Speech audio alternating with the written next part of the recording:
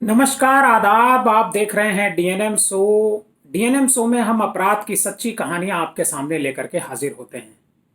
आज की कहानी बेहद अजीबोगरीब है और आप जब इसे सुनेंगे तो आपको भी लगेगा कि ये हो क्या रहा है हमारे समाज में। आपने महाभारत काल की एक कथा जरूर सुनी होगी कि द्रौपदी के 5 पांडव हुआ करते थे, मतलब उनके 5 पति थे। लेकिन ये बात महाभारत की है। हम आज की बात कर रहे हैं, इस कलयुग की बात कर रहे हैं कि क्या कोई लड़की एक साथ 4 लोगों के साथ प्रेम कर सकती है और चारों के साथ भाग सकती है एक बार।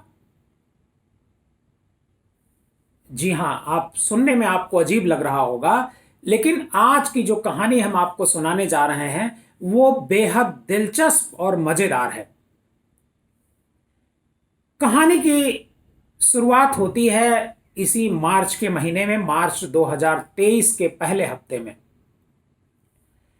टांडा कोतवाली होती है अंबेडकर नगर जिले की। इंस्पेक्टर साहब के पास एक सूचना आती है कि कुछ लोग, मतलब कुछ लोग या क्या, मतलब कि 3-4 लड़के ऐसे हैं जो आपस में झगड़ रहे हैं कि इस लड़की के साथ शादी वही करेंगे। पुलिस इसको लेकर के बेहद परेशान हो जाती है और पुलिस जब इस मामले की तहकीकात करती है, जांच करती है, तो बेहद अजीबोगरीब मामला सामने आता है। खबर यह लगती है कि टांडा कोतवाली के अजीम नगर मोहल्ले की रहने वाली एक लड़की होती है। वो लड़की एक साथ 4 लड़कों के साथ नैन मटक्का कर रही होती है। 4 लड़कों के साथ वो प्रेम संबंध में बंधी होती है। वो इन चारों से अलग अलग समय पर बात करती है, फोन पर बात करती है, उनसे अलग अलग समय पर मुलाकात करती है, उनके साथ अलग अलग समय पर डेट पर जाया करती है। हालांकि गांव में डेट पर जाना एक बड़ी बात कही जाती है, लेकिन वो लड़की ऐसा करती है।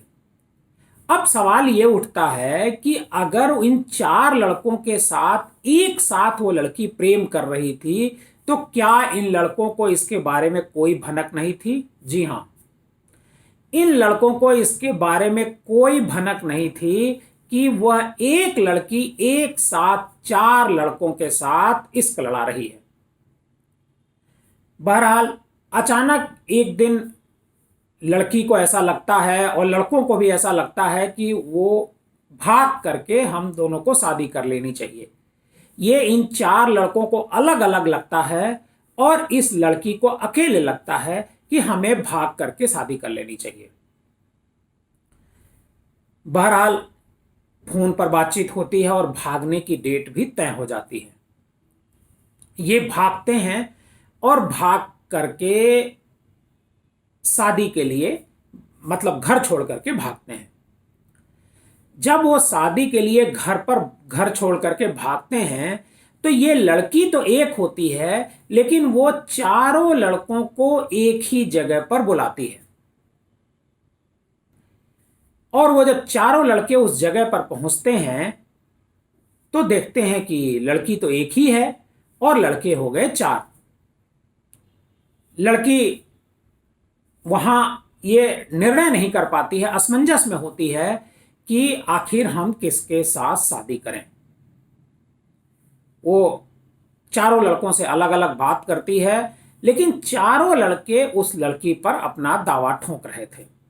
चारों एक कह रहे थे कि तुमको शादी मेरे साथ करनी है। लड़की के सामने समस्या ये थी कि शादी तो एक ही से होनी थी, प्रेम जरूर 4 से वो कर रही थी और 4 लड़कों के साथ वो फोन पर जरूर बात कर रही थी, लेकिन शादी तो एक ही से होनी थी। अब लड़की भी परेशान हो जाती है और जो चारों लड़के होते हैं वो उसी इलाके के होते हैं। वो चारों लड़के आपस में इस लड़की को लेकर के झगड़ने लगते हैं। अब लड़की और भी परेशान हो जाती है कि चारों आपस में झगड़ रहे हैं कि कौन हमारे साथ शादी करेगा। मारपीट हाथापाई तक की नौबत आ गई। बहरहाल ये मामला पुलिस में जाता है। पुलिस भी नहीं समझ पाती है कि हम इसमें क्या कार्रवाई करें, कौन किस धारा के तहत इसमें मुकदमा दर्ज करें, क्योंकि कोई शिकायत करता नहीं था। लड़की भी शिकायत नहीं कर रही है कि ये लड़के उसको भगा करके ले गए हैं, और लड़कों की तरफ से भी कोई शिकायत नहीं आ रही है कि ये लड़की चीट कर रही है। पुलिस इस मामले पर नजर रख रही थी, तभी इस बात की खबर गांव में लग गई। और गांव में जब लगी तो गांव के जो सरपंच हैं, जो प्रधान हैं, वो भी चिंतित हुए और लड़की के पिता से इस बारे में बात की गई। लड़की के पिता भी हैरान थे अपनी लड़की के इस कदम से। लेकिन एक दिन पंचायत को ऐसा लगता है कि अगर चारों लड़के उस लड़की के साथ प्रेम करते हैं या लड़की चारों के साथ प्रेम करती है, तो आखिर किसी एक से शादी का फैसला कैसे किया जाए। सरपंच जी कहते हैं कि इसके लिए क्यों न एक पंचायत बुलाई जाए, और गांव में पंचायत बुलाई जाती है। गांव में पंचायत बुलाई गई। पंचायत में मामला पंचायत के सामने रखा गया। चारों लड़के वहां मौजूद थे, वो लड़की भी मौजूद थी, और चारों लड़कों ने उस लड़की पर उस पंचायत में भी अपना दावा ठोका। पंचायत के लोग भी बेहद परेशान हो गए कि अब कैसे इसका फैसला किया जाए। सरपंच ने एक आइडिया दिया। सरपंच ने आइडिया दिया कि इन चारों लड़कों के नाम की पर्ची निकाली जाए और किसी बच्चे से इस पर्ची को निकलवाया जाए। जिसकी पर्ची निकल जाएगी उसके साथ इस लड़की की शादी करा दी जाएगी। हालांकि ये मामला थोड़ा अजीब था, लेकिन लड़के भी इस पर राजी हो जाते हैं और पंचायत भी राजी हो जाती है और लड़की का परिवार भी इस पर राजी हो जाता है। पंचायत बैठी थी। पंचायत में चारों लड़कों का नाम लिखा जाता है एक पर्ची पर, और एक कटोरा होता है गांव में, मतलब हर घरों में होता है, एक बड़ा सा कटोरा होता है। उस कटोरे में चारों के नाम की पर्ची डाल दी जाती है और एक अबोध बालक को गांव के ही बुलाया जाता है और बुला करके उससे उसकी पर्ची निकाली जाती है। और एक पर्ची उसमें से बताया जाता है उस बच्चे को कि कोई एक पर्ची इसमें से चारों में से निकालो। बच्चा एक पर्ची उसमें से निकालता है और जो पर्ची जिस लड़के का नाम होता है, फिर पंचायत ये फैसला सुनाती है कि इसी लड़के के साथ इस लड़की की शादी कराई जाएगी। पंचायत का जब यह अनोखा फैसला बाहर आया तो इसकी चर्चा अखबारों में भी होने लगी। अखबार में हुई, सोशल मीडिया पर भी इसकी खूब चर्चा हो रही है और दोनों लड़कों और लड़की के शादी की तारीख भी तय कर दी गई। दोनों में तय कर लिया गया कि ये दोनों की शादी की जाएगी जिसके लड़के के नाम की पर्ची निकली। पंचायत का जो फैसला होता है उसे पुलिस भी मानती है।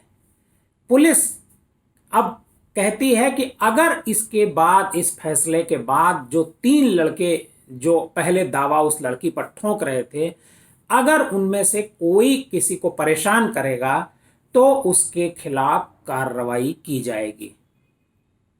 लेकिन जो पंचायत ने फैसला लिया उसकी खूब चर्चा हो रही है।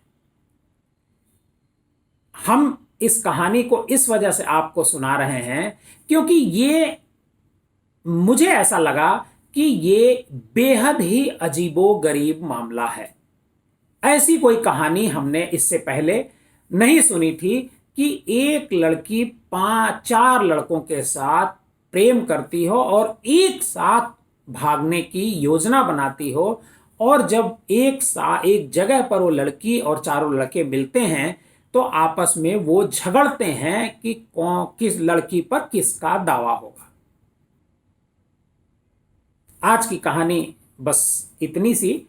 आपको हमारी ये कहानी कैसी लगी हमें कमेंट बॉक्स में जाकर जरूर बताइएगा। अगर आपको हमारी ये कहानी पसंद आई हो तो हमारे इस चैनल को लाइक कीजिएगा, सब्सक्राइब कीजिएगा और ज़्यादा से ज़्यादा लोगों को शेयर कीजिएगा।